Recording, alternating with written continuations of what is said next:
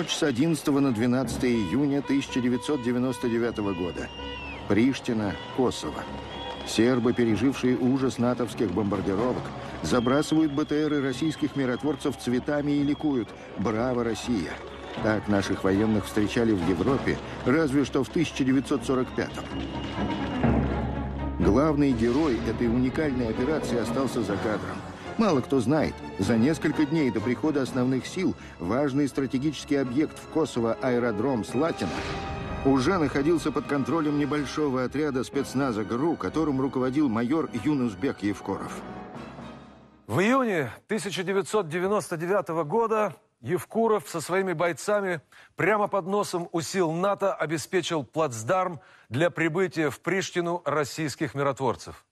Весть, что русские, опередив американцев и англичан, вошли в Косово, тогда взбудоражила весь мир. За подготовку и обеспечение той операции с сводного батальона ВДВ Юнусбек Евкуров получил золотую звезду и звание Героя России. Какие именно действия он совершил, какие решения принял, до сих пор остается государственной тайной. Причем засекречены не только операции, в которых участвовал и которыми руководил Евкуров в Югославии, но и большинство других. Время придать их гласности еще не пришло. Но кое-какие детали героической биографии Юнусбека Евкурова мы сегодня все же раскроем.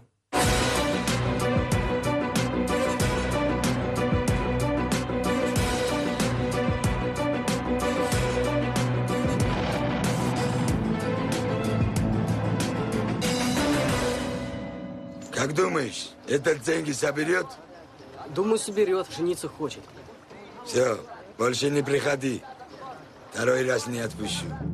В этом нашумевшем фильме Алексея Балабанова «Война», герои, от которых боевики требуют выкуп за жизни близких, со своей бедой и отчаянием один на один.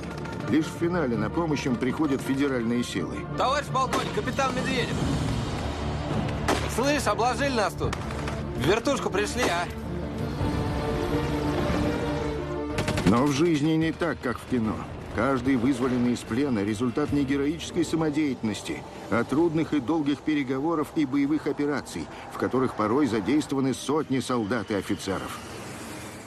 Так было и в конце 1999 года, когда 17 ноября у селения Харачой Веденского района Чечни разведгруппа 31-й отдельной воздушно-десантной бригады столкнулась с вооруженным до зубов отрядом боевиков. В неравном бою погибло 12 десантников, двое попали в плен. Через месяц, в декабре 1999-го, поступила оперативная информация.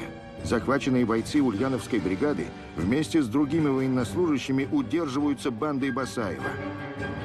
Одному из военнослужащих ему отрубили палец, для того, чтобы он впоследствии потом не мог стрелять, как ему потом объяснили. Их из одного места перевозили в другое. Это все под населенным пунктом Ведено.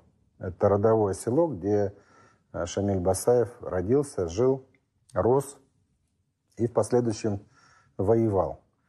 И военнослужащие эти, вот, находясь в банде, они не предполагали, что их когда-то кто-то вытащит. Оказавшись в плену в условиях пыток и издевательств, легко потерять надежду. Но у тех, кто по долгу службы должен вернуть сыновей их матерям, нет права на малодушие. Хотя для того, чтобы добиться цели, нужно идти на переговоры, порой прямо в логово врага. Любая встреча, она подразумевает одно. Кто-то соблюдает договоренности, а кто-то нет. И выезжая на сопредельную территорию, ты не знаешь, вернешься обратно или нет. Здесь же были задействованы и представители организованной преступности Дагестана. Это были представители парламента республики. Это были представители банформирования Чечни. Со всеми надо было встречаться. В операции по освобождению десантников участвовали спецслужбы и воздушно-десантные войска, но основную работу предстояло проделать одному человеку – подполковнику Евкурову. Здесь в первую очередь помогли сами местные жители, которые вывели на эту позицию и делали все, чтобы родственников подключили из числа боевиков, которые давно уже не хотели уже воевать, понимали, что это неправильно. И вот эти родственники, вот эти, я помню, ночью мы встречались с этими уже еще боевиками, и с ними все проговорили вопросы. Ну, думали, что может быть и замануха какая-нибудь, и засада, но благо они пошли навстречу. Сегодня он рассказывает об этом эпизоде как о чем-то обыденном, где не было ни риска для жизни, ни героизма. Просто двое ульяновских десантников и 10 их товарищей по несчастью вернулись из чеченского плена домой. Надо не забывать, что как бы он один тогда шел, операция проходила на территории Чечни. Это, в принципе, один войнахский народ. Чечен раньше была Чечено-Ингушетия. И здесь, конечно, то есть он практически был на своей территории. То есть тоже тяжело, морально тяжело. Понятно, что как бы у терроризма и у него нет национальности. Но все равно внутренне это не так просто, когда ты находишься на своей земле. Это тяжелее, чем любому другому.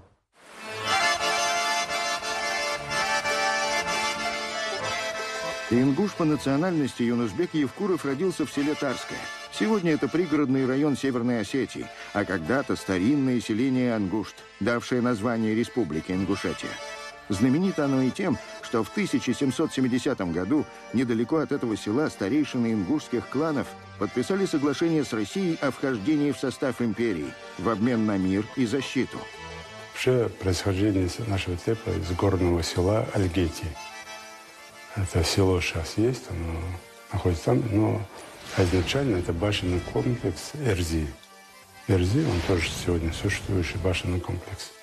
Вот оттуда мы произошли. В детстве он часто проводил время в горах. Среди древних боевых башен любому мальчишке легко представить себя воином. Однако Юнусбек мечтал не о военной карьере. Он хотел быть егерем, а еще, как отец, разводить пчел. Вот, пожалуйста, вот уже начали они замазывать, собирать мед. Работает нормально. Вот, как говорится, хулиганят, не хулиганят, драться не кидаются. Отца Юнусбека Баматгерея Евкурова давно нет в живых. Но своей страстью к пчелам он успел заразить многих, в том числе и друга детства Идриса Доскеева. Благодаря Баматгерею Хусеновичу я по сегодняшний день, значит, увлекся этой работой и занимаюсь. Это была очень добропорядочная семья. Отец, мать его, это были очень такие, как вам сказать, ну, люди соль хлебные. Они очень радовались, когда к ним в гости зайдет человек. А какие они были хорошие люди, как их Бог соединил вместе с одинаковым характером, гостеприимные, очень уважительные.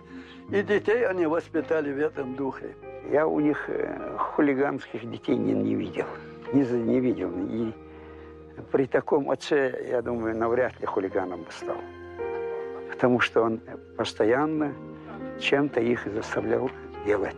Где-то они работали. Для меня уж точно там отец никогда не говорил, что я молодец, что вот там вперед, там работай, служи. Я даже не представляю там отца, который так говорил бы мне, да. У нас отец был довольно такой суровый. У Баматгерея и Хавы Евкуровых было 13 детей. Юнусбек 7-й, а потому ему постоянно приходилось терпеть подначки и раз за разом доказывать 5 старшим братьям, что он, хоть и младший, но ничуть не слабее. Нередко в этих испытаниях требовалась сила не только мышц, но и духа.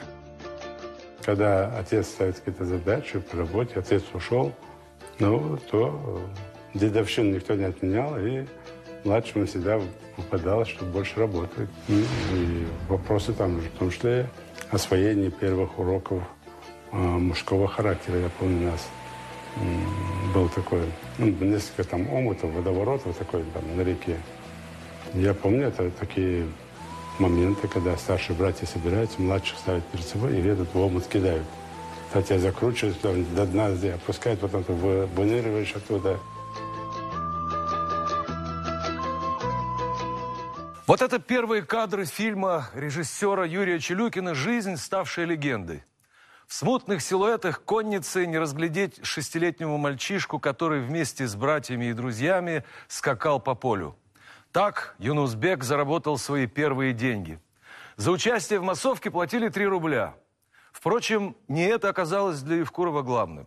В массовке снимались бойцы из расположенных рядом учебных центров общевойсковой дивизии и Орджоникидзевского высшего командного училища.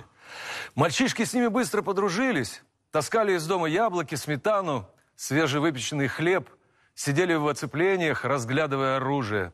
Став постарше, крепкие и закаленные работой сельские парни мерились силой с солдатами и офицерами и ликовали, если удалось взять верх. Юнусбек с нетерпением ждал, когда его призовут в армию.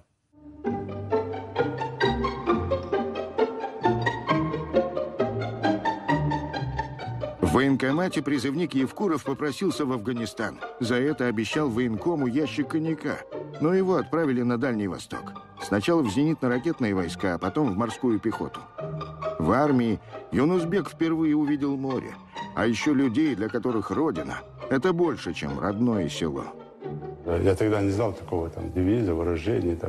Есть такая профессия – родину защищать. Из фильма «Офицеры». И в последующем тот девиз, который потом рождался в армии, в том числе, что семья в первую очередь, а служба вне очереди. Вот это мне понравилось. Вот это само отношение офицеров к службе, к нам, к солдатам, и вообще сама мотивация к этому делу. И я влюбился в эту профессию, и вот тогда мне зародилась идея пойти в военное училище. Легендарную Рязанку, Рязанское высшее воздушно-десантное командное училище, Евкуров выбрал назло тем, кто пугал. Мол, поступить туда невозможно. Оказалось, пугали не зря. Нужных баллов Юнусбек не набрал. Однако домой решил не возвращаться. Год я провел в Рязани. Я поработал довольно месяца 3, разгружая вагоны на ЖД вокзале, снимая квартиру с товарищами, зарабатывая деньги.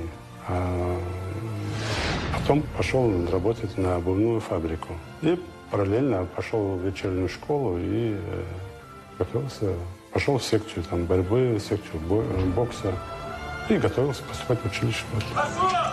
501, 502, 503, кольцо, 504, 505, Куба. Когда и со второго раза поступить не удалось, Евкуров зашел в училище с другого хода. Устроился кочегаром в котельную. Это не единичный случай для десантного училища, потому что были люди, которые не дотягивали по баллам при поступлении. Они в землянках, в норах жили, чтобы можно было потом, как только по определенным критериям человек уходил, или тяготился учебой, либо по физической подготовке не тянул, увольнялись и брали как раз из этих так называемых партизан. Почему Юнусбек так упорствовал в своем стремлении? Сказался навык добиваться своего, отточенный в детских соревнованиях с братьями. Но было и кое-что еще. Профессию военного Евкуров выбрал вопреки мнению отца. Пошел наперекор родительской воле и оттого еще сильнее стремился доказать свою правоту. Я всегда стремился быть лучшим во всех отношениях. Лучший взвод, лучшая рота, лучший батальон.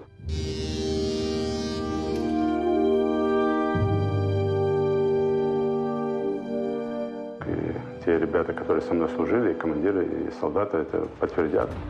Я никому не позволял даже в полку бегать быстрее, чем я. У меня была такая привычка с солдатами всегда устраивать соревнования. То есть я солдату говорил, если ты больше меня поднимешь, идешь в отпуск.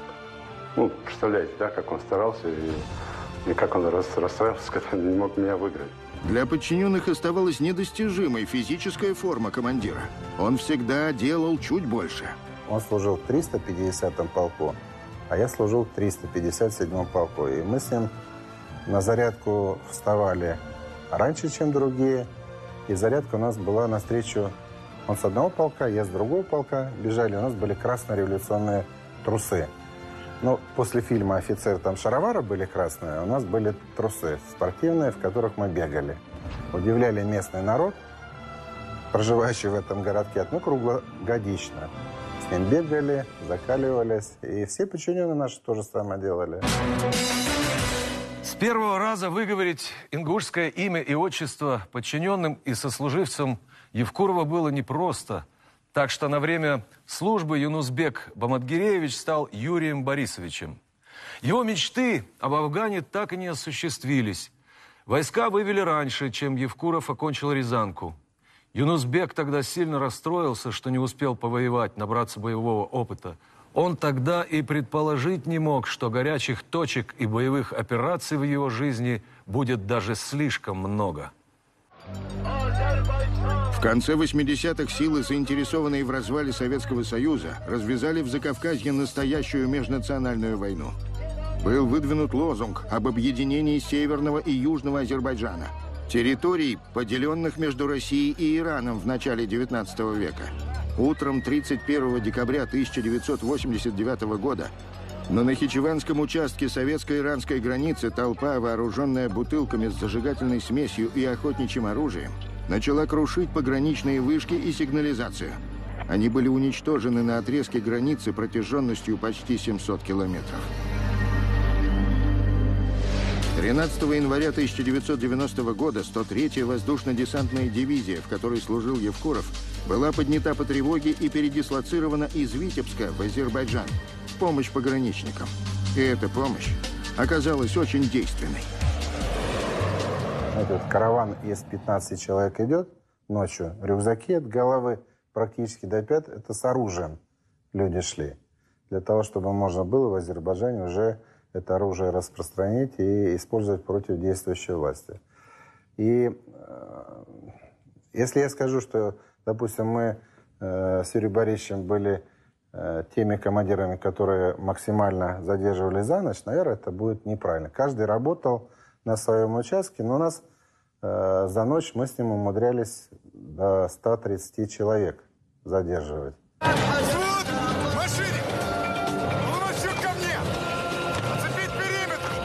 Вскоре горячие точки на окраинах Советского Союза начали множиться. У десантников командировки следовали одна за другой. Закавказье, Киргизия, Таджикистан, Абхазия. Что за паника, не понимаю? Транспорт есть.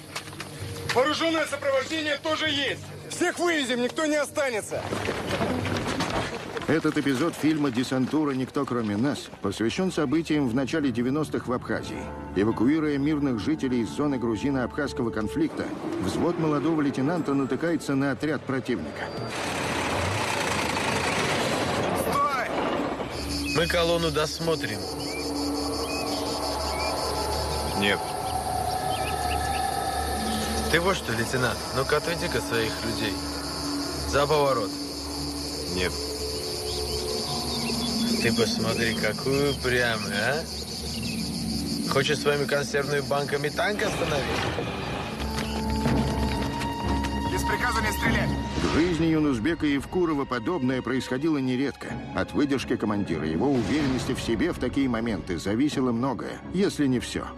Эпизод, помню, в засаде, и бойцы расположились, и ожидаем там одну группу противника, а видим совершенно другую, да, большей по численности. Один из наблюдателей там подползает и меня спрашивает, что делать. Будем воевать. Если с тобой что случится, я тебе представлю посмертный герой. И, ну, бой закончился, все мероприятия закончились. Ну, выиграли там, правда, там 200-х не было, но раненые были. И потом уже, через какое-то время, этот солдат говорит, что вот как только вы сказали, что посмертный герой, у меня, говорит, весь страх пропал. Евкурову тогда казалось, что ему удастся сохранить хладнокровие даже в самые трудные моменты. Но вот война пришла к порогу его родного дома. Пригородный район, полукольцом охватывающий Владикавказ, был присоединен к Северной Осетии после депортации ингушей в 1944 году. После разоблачения культа личности в 1956-м ингуши стали массово возвращаться в места исторического проживания, вступая при этом в конфликты с осетинами, занявшими их дома. В 80-х вспыхнули волнения среди осетин, требовавших выселения ингушей за пределы района. В октябре 1992-го спорная территория стала поводом для развязывания настоящей войны между осетинскими и ингушскими вооруженными формированиями. –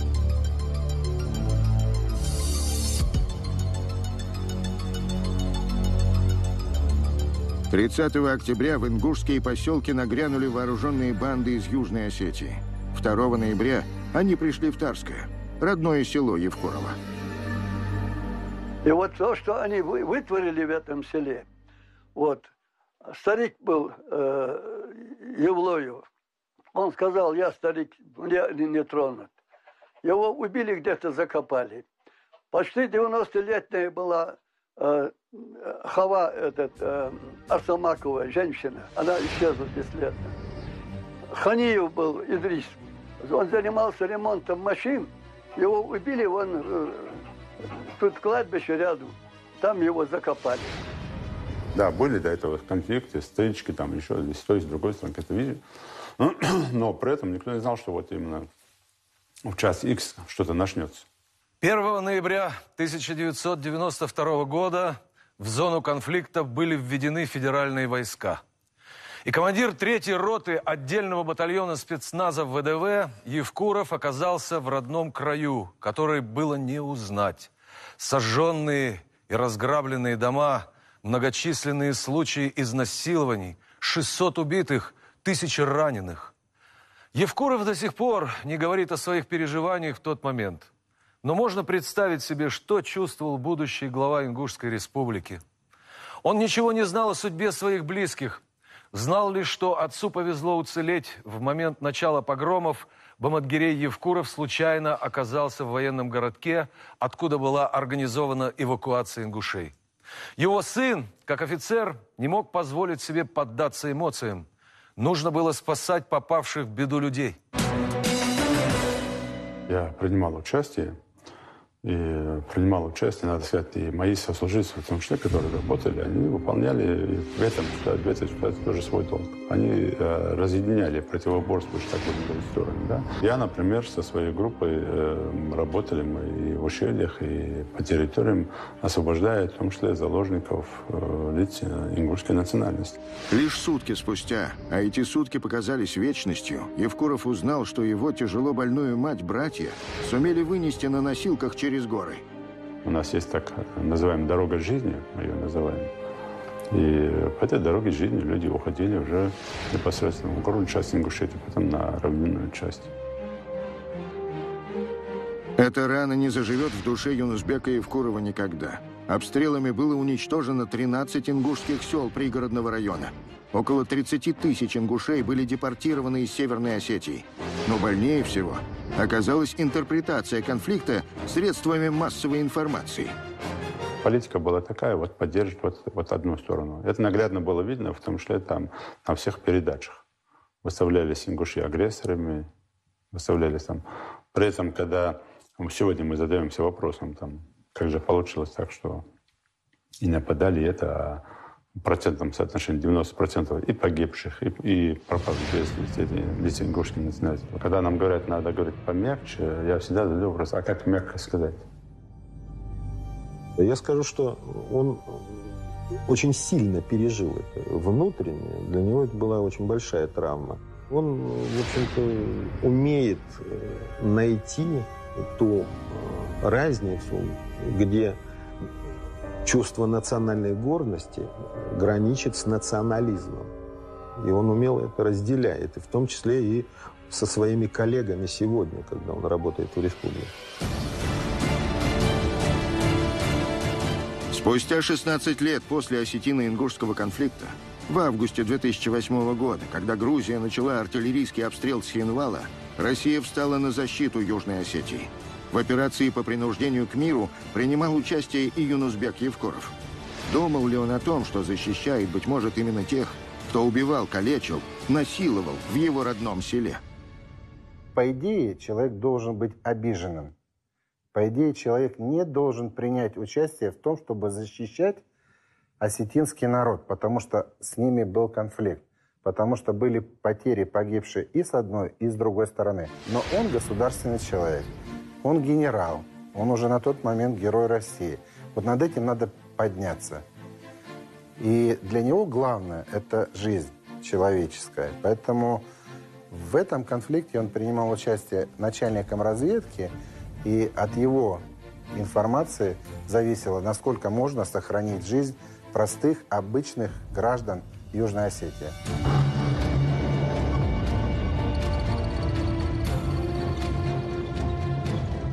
Дело не в осетинах, не в ингушах. Это геополитика, это стратегия, это интересы Российской Федерации. И за интересы нашей великой страны и каждый из нас присягу принимал и долг свой выполнял. А зачем мы тогда нужны? Здесь нет никаких там сомнений или вопросов. Надо, будем воевать на любом направлении, в любом месте. О том, как Юнусбек Евкуров умеет воевать на любом направлении, ходят легенды. 1999 год. Натовская авиация 2,5 месяца бомбила Югославию. Наконец подписано мирное соглашение, и НАТО готово передать контроль над регионом международным силам. Обоснованно опасаясь ущемления прав сербского населения, Россия потребовала для своего миротворческого контингента равноправный сектор, но получила высокомерный отказ. Генерал Фогельсон оговорочку сделал: если очень важно, мы 2 батальона можем принять в американский сектор. На что, естественно, ему, он говорит, это интересное для вас предложение. Я спрашиваю, в чем его интерес? Да вы же не хотите подчиняться командованию НАТО. Я говорю, да, мы не будем подчиняться. Вот. Но вы будете подчиняться напрямую американскому генералу. Они считали, что для нас такая высокая честь, там, чистить ботинки американскому генералу. Вот. И мы, естественно, отказались. Однако российские миротворцы и не думали отступать от задуманного. Майор спецназа ВДВ Юнусбек Евкуров получил приказ с 18 бойцами скрытно проникнуть на территорию Косово и подготовиться к прибытию основных сил. К тому моменту его группа находилась в Югославии уже несколько недель, однако раскрыть цель ее миссии сегодня все еще не позволяет гриф секретности. Задачи там изначально у нас не было, там, аэропорт там, или еще чего-то. Но эта задача появилась, она появилась как бы второстепенно. Главные задачи были другие. И эта задача появилась, она внезапно появилась. И на подготовку выполнять задачи не было практически времени. Буквально там 4 дня. Конечно, по-разному там проходилось. И под прикрытием, в том числе, где-то были там удостоверения журналистов, где-то были удостоверения там еще чего-то. Ну, по-разному. Это как-то это обычно работает.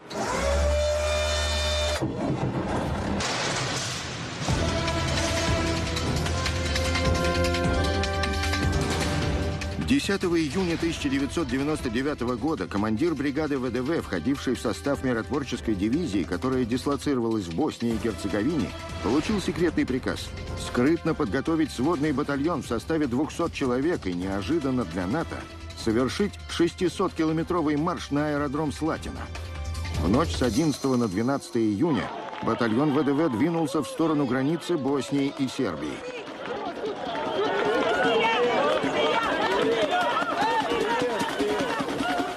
Натовцы обнаружили движение российской колонны спустя 6 часов.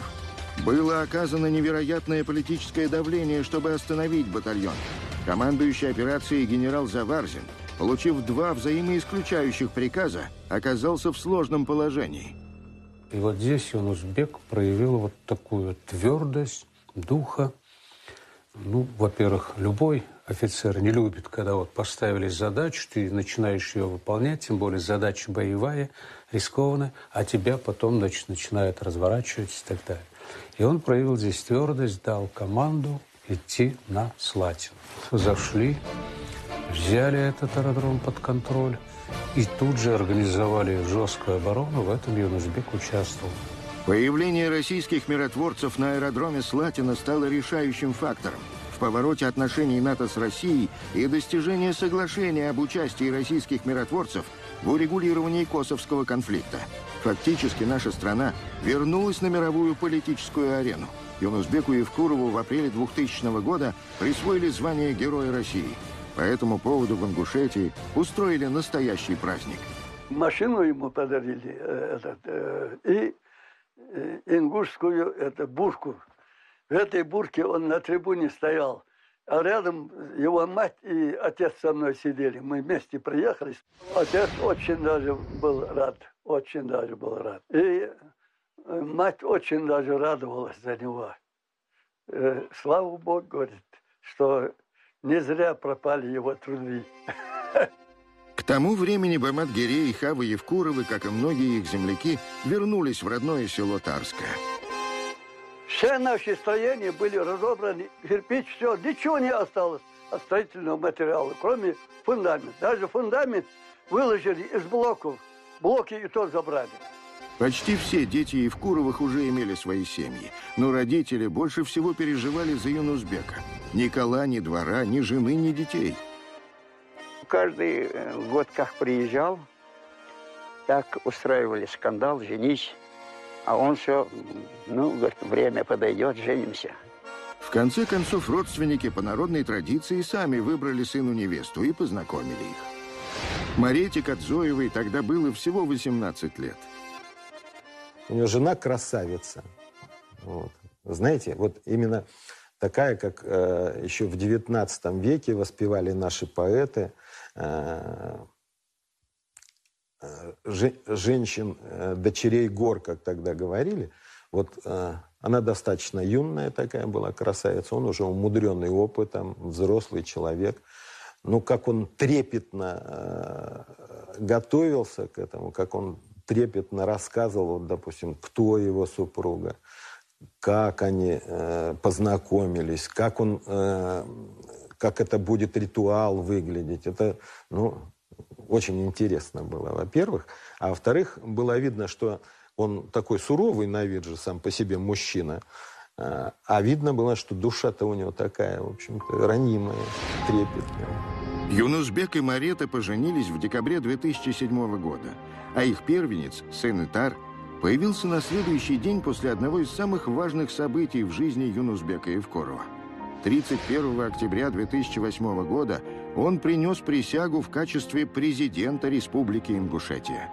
Мы с ним служили на Урале, я был начальником штаба округа Приволжско-Уральска, он был моим заместителем по разведке, начальником разведки округа. Очень талантливо исполнял он эти обязанности, в общем-то, с большой ответственностью готовил специалистов. И надо отдать ему должное. Последующим должен был, в принципе, он рассматривался на должность начальника разведки сухопутных войск, но поскольку ему руководством государства наше было предложена должность стать президентом Ингушской республики, он вынужден был признать, согласиться и пойти на эту тяжелейшую работу. Будни главы республики тогда больше походили на эпизоды детективных сериалов с бесконечными бандитскими разборками. Знаете, у нас с ним была беседа, когда его назначили руководить республикой, вытащив прямо с окопов.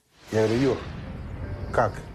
Он говорит: ты знаешь, говорит, пришли, мне тут же предложили сумму одну. Я сказал, что корректно выйдите, пожалуйста, за дверь.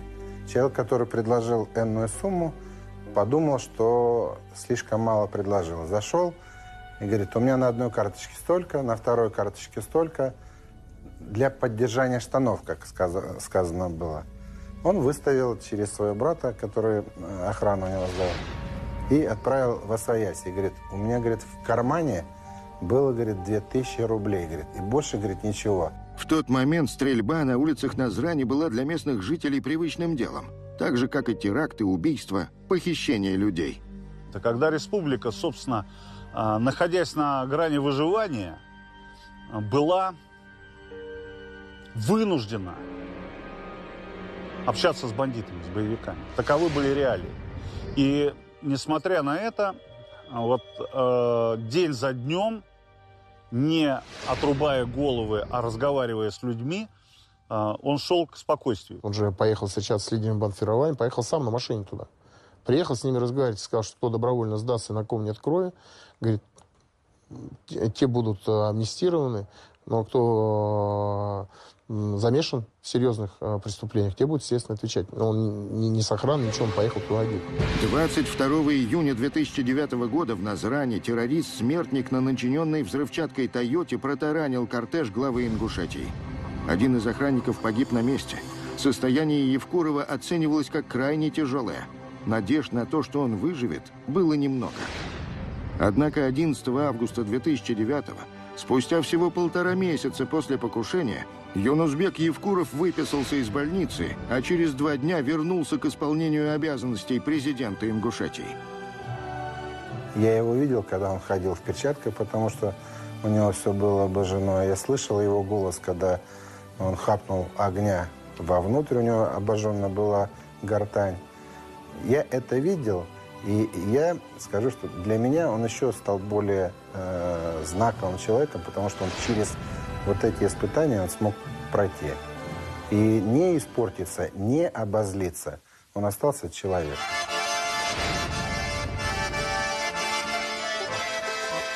Родители не успели увидеть сына на посту главы Ингушетии. Как не успели они и понянчить его детей. Сейчас их у Юнусбека Евкурова 5, и он надеется, что еще будет гордиться ими. Я в этих вопросах, конечно, всегда опираюсь на память о отце своем, о матери, о своих предках, которые так жили. И стараюсь вот таким вот образом это все. И постараюсь передать, конечно. Ну и бесспорно привить им любовь к родине и к службе, к армии. Сегодня, когда спрашиваешь у детей, я им в голову это вкладываю. Кем они будут, это другой вопрос. Но сегодня старший говорит, я буду десантником-разведчиком. Второй говорит, я буду летчиком-истребителем. Третий говорит, что будет танкистом. Ну, четвертый пацан пока еще ничего не говорит. Он только больше плачет, наверное, и кушать просит. А девочка хочет быть там врачом. Кроме золотой звезды Героя России, у Евкурова есть еще несколько боевых наград. Это Орден Мужества и Орден Красной Звезды, медали за отвагу.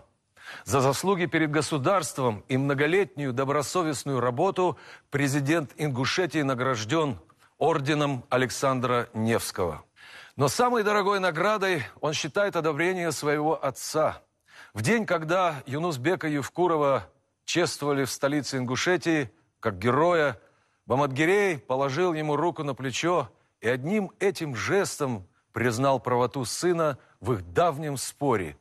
Есть такая профессия – родину защищать. И Юнусбек Евкуров справляется с ней достойно.